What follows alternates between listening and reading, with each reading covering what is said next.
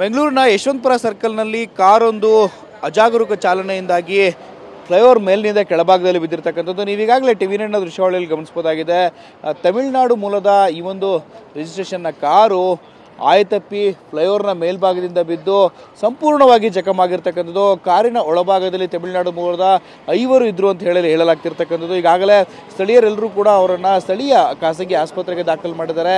ಅದರಲ್ಲಿ 3 ಸ್ಥಿತಿ ಗಂಭೀರವಾಗಿದೆ ಅಂತ ಹೇಳಿ ಮಾಹಿತಿ ಲಭ್ಯ ಆಗಿರ್ತಕ್ಕಂಥದ್ದು. ಈಗಾಗಲೇ ಟಿವಿ9ನ ದೃಶ್ಯಾವಳಿಯಲ್ಲಿ ಗಮನಿಸಬಹುದಾಗಿದೆ.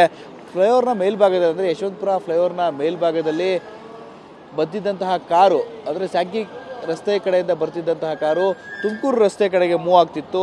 ಈ ವೇಳೆಯಲ್ಲಿ ಅಜಾಗರೂಕ ಚಾಲನೆಯನ್ನು ಮಾಡಿ ಚಾಲಕರ ಅಜಾಗರೂಕ ಚಾಲನೆಯಿಂದ ಫ್ಲೈಓವರ್ ಮೇಲಿಂದ ಕೆಳಭಾಗಕ್ಕೆ ಬಿದ್ದಿರ್ತಕ್ಕಂಥದ್ದು. ಇಡೀ ಸಂಪೂರ್ಣ ಕಾರು ಜಖಮಾಗಿರ್ತಕ್ಕಂಥ ದೃಶ್ಯಗಳನ್ನು ಗಮನಿಸಬಹುದಾಗಿದೆ. ಅಂದರೆ ಕಾರಿನ 2 ಬದಿಯಲ್ಲಿ ಅಂದರೆ ಹಿಂಭಾಗ ಮತ್ತು ಮುಂಭಾಗದಲ್ಲೂ ಕೂಡ ಜಖಮಾಗಿರ್ತಕ್ಕಂಥದ್ದು. ಮೇಲ್ಭಾಗದಿಂದ ಫ್ಲೈಓವರ್ನ ಮೇಲ್ಭಾಗದಿಂದ ಬಿದ್ದಂಥ ರಭಸಕ್ಕೆ ಇಡೀ ಕಾರು ಸಂಪೂರ್ಣವಾಗಿ ಜಖಮಾಗಿದೆ. ಕಾರಲ್ಲಿರ್ತಕ್ಕಂಥ ಏರ್ ಬ್ಯಾಗ್ಗಳು ಕೂಡ ಓಪನ್ ಆಗಿರ್ತಕ್ಕಂಥದ್ದು.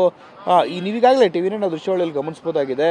ಮದ್ಯವನ್ನು ಸೇವಿಸಿ ಚಾಲಕ ಚಾಲನೆಯನ್ನು ಮಾಡಿರಬಹುದಾದಂಥ ಸಾಧ್ಯತೆಗಳಿದೆ ಅಂಥೇಳಿ ಈಗಾಗಲೇ ಪ್ರಾಥಮಿಕ ಮಾಹಿತಿ ಕೂಡ ಲಭ್ಯ ಆಗಿರ್ತಕ್ಕಂಥದ್ದು. ಗಾಯಾಳುಗಳೆಲ್ಲರೂ ಕೂಡ ಈಗಾಗಲೇ ಸ್ಥಳೀಯ ಆಸ್ಪತ್ರೆಗೆ ದಾಖಲು ಮಾಡಿರೋದಾಗಿರ್ತಕ್ಕಂಥದ್ದು. ಈ ಇಡೀ ಕಾರಿನ ಮುಂಭಾಗ ಸಂಪೂರ್ಣವಾಗಿ ಜಖಮಾಗಿರ್ತಕ್ಕಂಥದ್ದು.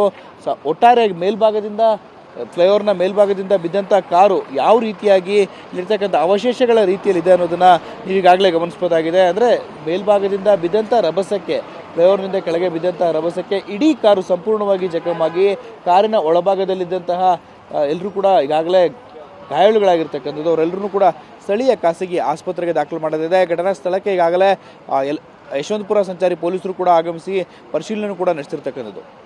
ಕ್ಯಾಮ್ರಾಮನ್ ಶೇಖರ್ ಜೊತೆ ಶಿವಪ್ರಸಾದ್, ಟಿವಿ9 ಬೆಂಗಳೂರು.